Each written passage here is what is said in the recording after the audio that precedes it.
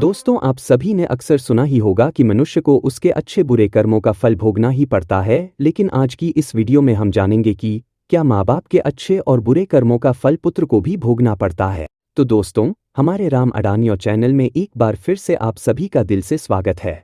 दोस्तों, जैसे औलाद अच्छा या बुरा कर्म करती है तो उसे उनके माता पिता को भोगना पड़ता है, ठीक उसी प्रकार माता पिता के अच्छे और बुरे कर्मों का फल उनकी औलाद को भी भुगतना पड़ता है।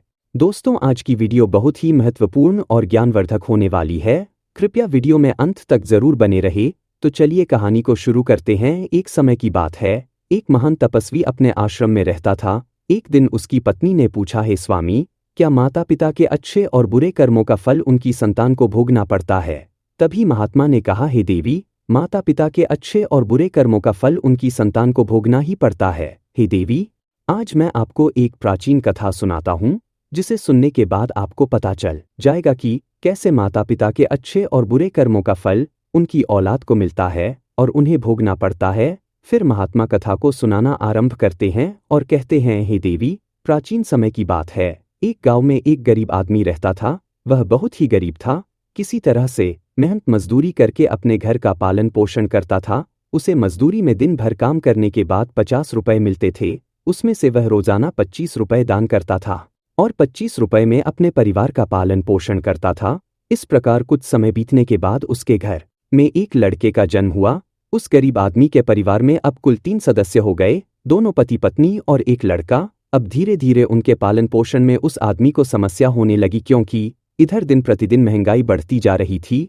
एक दिन की बात है, उस आदमी के लड़के ने अपने पिता से पूछा, है पिताजी, आप रोजाना 50 रुपए कमाते हैं, जिसमें से आप 25 रुपए रोज दान कर देते हैं, और 25 रुपए में हम अपना गुजारा कैसे कर पाएंगे? उस आदमी को चुपचाप देखकर उसकी पत्नी ने कहा, बेटा, ऐसी कोई बात नहीं है। तुम्हारे पिताजी रोज 50 कमाते हैं और 25 रुपए दान कर देते हैं। यह तुम्हारे लिए ही दान करते हैं, दूसरों के लिए नहीं। लेकिन वह लड़का इस बात को नहीं समझ पाया, क्योंकि वह लड़का बहुत ही छोटा था। इसी तरह से कुछ समय बीतता गया और उस गरीब आदमी का लड़का धीरे धीरे बड़ा होने लगा और उस लड़के की उम्र 7 वर्ष की हो गई। इधर एक दिन वह आदमी काम करके शाम के समय वापस अपने घर लौट रहा था। तभी रास्ते में एक काला भैंसा आया और आकर उस गरीब आदमी को मारने लगा। उस भैंसे के मारने की वजह से उस आदमी की वहीं पर मृत्यु हो गई। जब उस आदमी की पत्नी और उसके लड़के को पिता की मृत्यु की खबर मिली तो उनको बड़ा दुख हुआ। फिर एक दिन उस गरीब आदमी के लड़के ने अपनी माँ से पूछा कि माँ, हमारे पिताजी कहाँ चले गए हैं?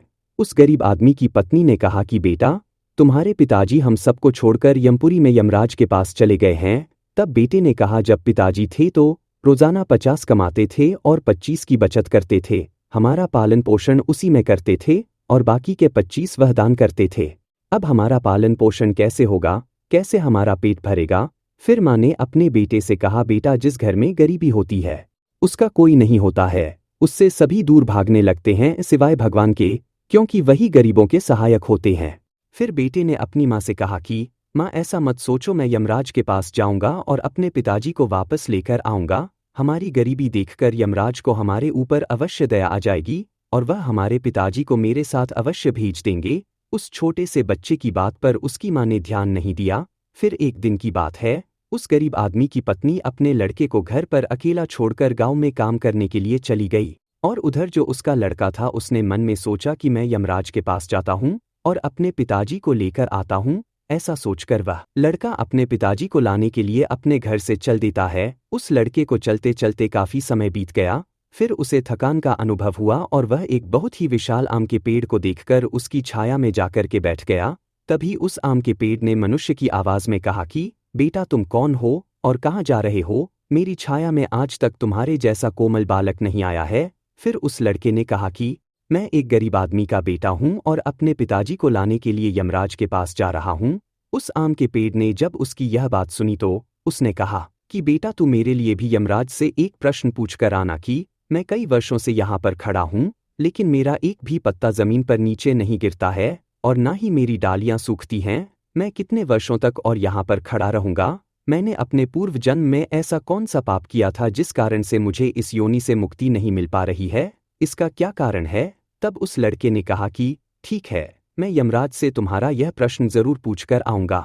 महात्मा ने कहा, हे देवी, इतना कहकर वह लड़का वहां से आगे जाता है और चलते चलते रास्ते में उसे एक इच्छाधारी सर्प मिला। उस सर्प को देखकर वह लड़का डर के मारे कांपने लगा और वहां से भागने ही वाला था। तभी वह सर्प मनुष्य की आवाज में बोलने लगा, बेटा तुम मुझसे डरो मत, मुझे इतना बताओ कि तुम कौन हो और कहाँ जा रहे हो। वह लड़का उस सर्प के पास गया और हाथ जोड़कर कहने लगा, हे नागराज, मैं गरीब आदमी का बेटा हूँ और मैं यमराज के पास अपने पिताजी को लाने के लिए जा रहा हूँ। उस सर्प ने कहा कि बेटा तुम यमराज से मेरा एक प्रश्न पूछकर आना कि मैं कई वर्षों से यहाँ पर पड़ा हुआ हूँ, मेरे से अब चला भी नहीं जाता, मेरे शरीर में इतनी भी जान नहीं है कि मैं थोड़ा सा भी चल फिर सकूँ। मैंने अपने पूर्व जन्म में ऐसा कौन सा पाप किया था जिस कारण से मुझे इस योनि से मुक्ति नहीं मिल पा रही है, इसका क्या कारण है। तब उस लड़के ने कहा, ठीक है, मैं यमराज से तुम्हारा यह प्रश्न पूछकर जरूर आऊँगा। महात्मा ने कहा, हे देवी। इतना कहकर वह लड़का आगे चलने लगा। फिर चलते चलते रास्ते में उसे एक किसान मिला। किसान ने कहा, बेटा तुम कौन हो, कहाँ जा रहे हो, देखने में तो तुम बड़े ही सुकुमार और कोमल लग रहे हो। फिर उस लड़के ने कहा कि मैं एक गरीब आदमी का बेटा हूँ और मैं यमराज के पास अपने पिताजी को लाने के लिए जा रहा हूँ। फिर उस किसान ने कहा कि तुम यमराज से मेरा एक प्रश्न पूछ कर आना कि मैं चलते हुए राहगीरों की प्यास बुझाने के लिए कई सालों से यहाँ पर एक बावड़ी खुदवा रहा हूँ, लेकिन इसमें पानी अभी तक नहीं निकला है। मैंने अपने पूर्व जन्म में ऐसा कौन सा पाप किया था जिस कारण से इस बावड़ी में अभी तक पानी नहीं निकला है। मैंने इसमें बहुत सारे पैसे भी खर्च कर दिए हैं, इसका क्या कारण है। उस लड़के ने कहा, ठीक है, मैं यमराज से आपका यह प्रश्न जरूर पूछ कर आऊँगा। महात्मा ने कहा, हे देवी। इतना कहकर वह लड़का वहां से आगे की ओर चलने लगा। चलते चलते रास्ते में उसे एक बहुत बड़ा तालाब मिला। फिर वह लड़का तालाब के किनारे पर गया और पानी पीने लगा। तभी उस तालाब से तैरती हुई एक बतख आई और कहने लगी, बेटा तुम कौन हो और कहाँ जा रहे हो। तब उस लड़के ने कहा कि मैं गरीब आदमी का बेटा हूँ और मैं यमराज के पास मेरे पिताजी को लाने के लिए जा रहा हूँ। महात्मा ने कहा, हे देवी। उस लड़के की बात सुनकर उस बतख ने कहा कि बेटा तुम यमराज से मेरा एक प्रश्न पूछ कर आना।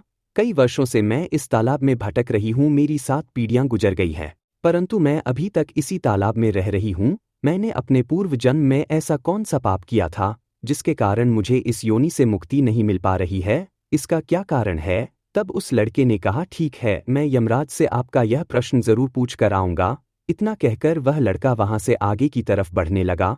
चलते चलते तालाब के दूसरे किनारे पर पहुंच गया। दूसरे किनारे पर जब वह पहुंचा तो उसने देखा कि एक मरा हुआ बगुला वहां पर पड़ा हुआ था।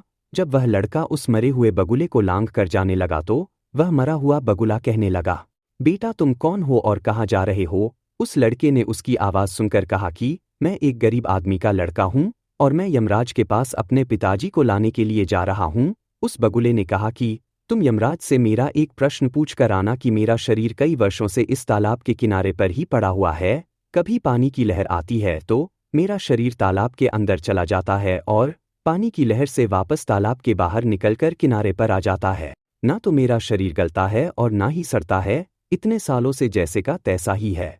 मैंने अपने पूर्व जन्म में ऐसा कौन सा पाप किया था जिसके कारण मुझे इस शरीर से मुक्ति नहीं मिल पा रही है और इसका क्या कारण है। उस लड़के ने कहा, ठीक है, मैं यमराज से तुम्हारा यह प्रश्न जरूर पूछ कर आऊँगा। महात्मा ने कहा, हे देवी। इतना कहकर वह लड़का वहां से चलने लगा और वहां से चलते चलते यमपुरी में पहुंच गया और वहां पहुंचकर यमराज को प्रणाम किया और हाथ जोड़कर कहने लगा, हे यमराज, मेरे पिताजी कहाँ पर है। जब मेरे पिताजी घर पर थे तो वह रोजाना 50 रुपए कमाते थे, जिसमें से 25 रुपए तो दान कर देते थे और 25 रुपए में से हम लोगों का पालन पोषण करते थे। लेकिन अब मेरे पिताजी घर पर नहीं है तो मैं और मेरी माँ भूखे मर रहे हैं। आप उन्हें जल्दी से मेरे साथ हमारे घर पर भेज दीजिए। महात्मा ने कहा, हे देवी।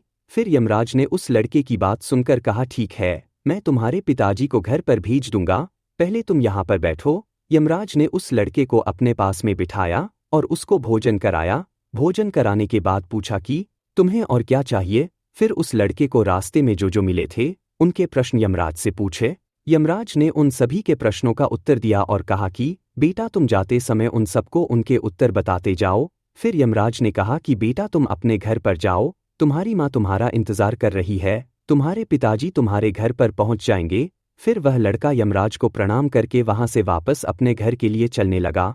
चलते चलते रास्ते में सबसे पहले उसे वही मरा हुआ बगुला मिला जो तालाब के किनारे पर पड़ा हुआ था। उस लड़के को देखकर वह मरा हुआ बगुला कहने लगा, बेटा क्या तुमने यमराज से मेरा प्रश्न पूछा था। तब उस लड़के ने कहा, हाँ, मैंने यमराज से तुम्हारा प्रश्न पूछा था। यमराज ने कहा कि तुम पहले बहुत बड़े विद्वान थे, परंतु तुमने किसी को भी अपना ज्ञान नहीं बताया। अब मर गए हो, वह ज्ञान तुम्हारे अंदर ही अंदर खोल रहा है। जब तक तुम अपना ज्ञान किसी को नहीं बताओगे तब तक तुम्हारी आत्मा को शांति नहीं मिलेगी। महात्मा ने कहा, हे देवी। फिर उस मरे हुए बगुले ने कहा कि बेटा, अब ऐसी हालत में मेरे पास ज्ञान लेने के लिए कौन आएगा?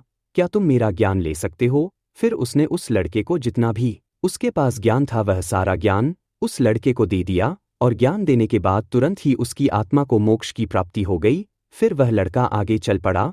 चलते चलते उसे वही बतख मिली। बतख ने कहा कि बेटा, क्या तुमने यमराज से मेरा प्रश्न पूछा था? उस लड़के ने कहा कि हाँ, यमराज से मैंने तुम्हारा प्रश्न पूछा था। उन्होंने कहा कि तुम्हारे अंदर अमृत है, जब तक ये अमृत तुम किसी को दान नहीं दोगी तब तक तुम ऐसे ही व्याकुल रहोगी। बतख ने कहा कि बेटा, अब कौन मिलेगा मुझे, तुम ही मेरा अमृत ले लो। फिर बतख ने अपना अमृत उस लड़के को दे दिया, और अमृत देते ही उस बतख की आत्मा को मोक्ष की प्राप्ति हो गई। इसी तरह से वह लड़का वहां से आगे बढ़ने लगा। फिर चलते चलते रास्ते में उसे वही किसान मिला जो राहगीरों के लिए बावड़ी खुदवा रहा था। उस किसान ने जैसे ही उस लड़के को देखा तो बड़े प्रेम से हाथ जोड़कर कहने लगा कि बेटा, क्या तुमने यमराज से मेरा प्रश्न पूछा था? उस लड़के ने कहा, हाँ पूछा था। यमराज ने कहा कि आपके घर में एक जवान कन्याकुमारी बैठी हुई है। जब तक आप उस लड़की का विवाह नहीं करोगे और कन्यादान नहीं करोगे तब तक बावड़ी में पानी नहीं निकलेगा।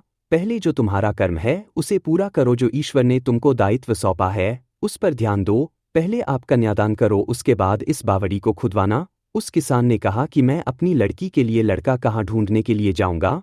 तुम मुझे बहुत ही सीधे साधे स्वभाव के दिख रहे हो और सुंदर भी हो, देखने में भी बहुत ही अच्छे लग रहे हो, इसलिए बेटा तुम ही मेरी लड़की से विवाह कर लो। महात्मा ने कहा, हे देवी। उस किसान ने अपनी लड़की का विवाह उस लड़के के साथ कर दिया, और किसान ने अपनी लड़की को बहुत सारा धन देकर विदा कर दिया। फिर वह लड़का आगे चला, और चलते चलते रास्ते में उसको वही इच्छाधारी सर्प मिला। उस सर्प ने कहा कि बेटा, क्या तुमने यमराज से मेरा प्रश्न पूछा था? तब उस लड़के ने कहा कि हाँ पूछा था। यमराज ने कहा कि तुम्हारे पास जो नागमणि है, तुम उस नागमणि को धरती पर नहीं उगलते हो और ना कभी किसी को दान करते हो। जब तक तुम इस नागमणि का दान नहीं करोगे तब तक तुम्हारा शरीर ऐसे ही बना रहेगा। फिर उस सर्प ने कहा कि बेटा, मैं यह नागमणि अब किसको दूं? इस नागमणि को तुम ही ले लो। फिर उस सर्प ने अपनी नागमणि को उस लड़के को दे दी। नागमणि देते ही उस सर्प की आत्मा को मोक्ष की प्राप्ति हो गई। इस तरह से वह लड़का अपनी पत्नी को लेकर फिर आगे चलने लगा। चलते चलते रास्ते में उसे वही आम का विशाल पेड़ मिला जिसकी छाया में उसने विश्राम किया था। उसने पूछा कि बेटा, क्या तुमने यमराज से मेरा प्रश्न पूछा था? उसने कहा, हाँ पूछा था। यमराज ने कहा कि पूर्व जन्म में तुम्हारा काम स्कूल में बच्चों को शिक्षा देना था। तुम्हारा पद एक गुरु का था, परंतु तुमने अपने पद का सही इस्तेमाल नहीं किया। तुम शिक्षा देने के बदले में छोटे छोटे बच्चों से अपना काम करवाते थे और उन्हें अच्छी तरह से शिक्षा नहीं देते थे। तुम पूर्व जन्म में बहुत बड़े विद्वान थे, परंतु तुमने उन बच्चों को शिक्षा नहीं दी। उन्हीं बच्चों के श्राप के कारण तुम हिलडुल नहीं सकते। तुम्हारे अंदर जो ज्ञान भरा हुआ है उसे किसी को दे दो, इसके बाद तुम्हें मोक्ष की प्राप्ति होगी। महात्मा ने कहा, हे देवी। उस लड़के की बात सुनकर उस आम के पेड़ ने कहा कि मैं यह ज्ञान किसे दूंगा, तुम ही ले लो। फिर उस आम के पेड़ ने उस लड़के को अपना जितना भी ज्ञान उसके पास ज्ञान था सब दे दिया। जैसे ही उस आम के पेड़ ने उस लड़के को अपना ज्ञान दिया तो उसकी भी आत्मा को शांति मिल गई और वह उस पेड़ की योनि से मुक्त हो गया। वह लड़का अपनी पत्नी के साथ अपने घर पहुंच गया। जब वह लड़का अपने घर पर पहुंचा तो उस लड़के की माँ उसको देखकर बड़ी खुश हुई और कहने लगी कि हे बेटा, तुम कहाँ पर चले गए थे और यह लड़की तुम्हारे साथ में कौन है? उस लड़के ने जो भी उसके साथ घटनाएं घटी थी वह सब कुछ अपनी माँ को बता दी। महात्मा ने कहा, हे देवी, अब उस लड़के को ज्ञान हो चुका था कि उसके पिताजी वापस नहीं आ सकते हैं। अब उनकी मुक्ति हो चुकी है। उसके पिताजी ने जो दान धर्म किया था उसका फल उस लड़के को यमराज ने दे दिया। इस प्रकार से महात्मा ने अपनी पत्नी को बताया कि माता पिता के अच्छे और बुरे कर्मों का फल उनकी औलाद को कैसे प्राप्त होता है और पूर्व जन्म के कर्मों का फल व्यक्ति को कैसे मिलता है। उसके पिता द्वारा किए गए पाप और पुण्य कर्म भी उसके बच्चों को कैसे मिलते हैं। तो दोस्तों, आपने आज के इस वीडियो से क्या सीखा? कमेंट बॉक्स में कमेंट करके ज़रूर बताना। मैं उम्मीद करता हूँ कि आपको आज की वीडियो पसंद आई होगी। अगर पसंद आई हो तो इस वीडियो को लाइक करें और उन सभी को ज़रूर शेयर करें जिनको यह कहानी सुनने की ज़रूरत है। और जानकारी अच्छी लगी तो आप हमारे चैनल को सब्सक्राइब कर सकते हैं। मिलते हैं ऐसी एक और नई वीडियो में। एक न्यू प्रेरणादायक कहानी के साथ। तब तक के लिए अपना और अपने माता पिता और अपने घर परिवार वालों का ख्याल रखें। धन्यवाद। नमो बुद्धाय।